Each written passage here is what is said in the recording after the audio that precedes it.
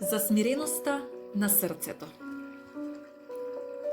Ако сакаш да напредуваш, остани во стравот Божји и никогаш немој да бидеш премногу слободен. Туку скроти ги своите чувства и не предавај се на безумни радости. Биди смирен и ќе ја најдеш вистинската побожност.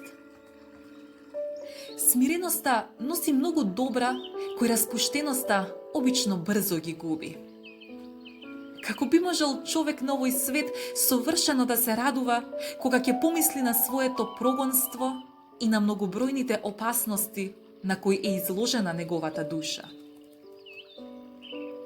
Поради непостојаноста на нашето срце и заборавањето на нашите мани, ние не ги чувствуваме болките на нашата душа и честопати неразумно се смееме кога со право би требало да плачеме.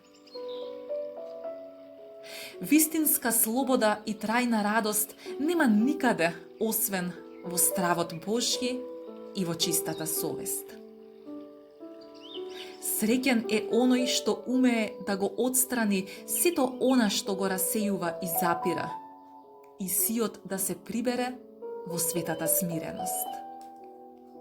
Среќен е оној што отфрла од себе се што може да ја извалка или отежне неговата совест. Бори се храбро. Една навика се победува со друга.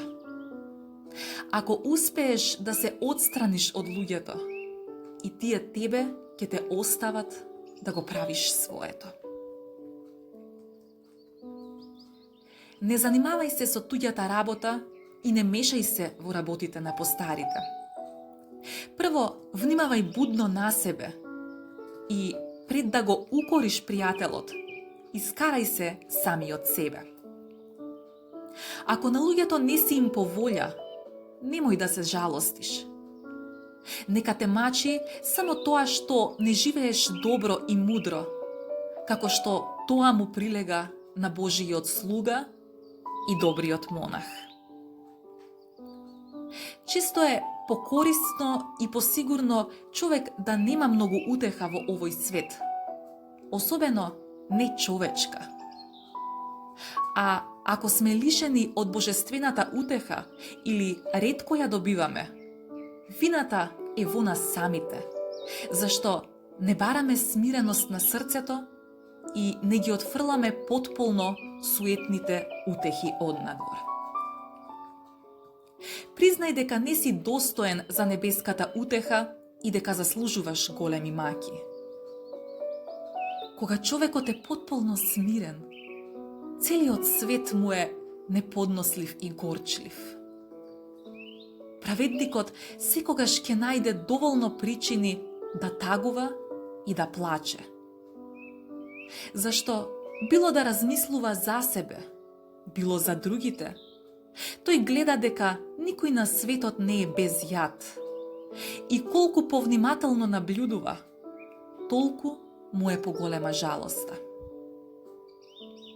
Причината за таа оправдана жалост и длабоко каење се нашите гревови и нашите пороци, во кои толку потонавме, што ретко може да размислуваме за небеските работи.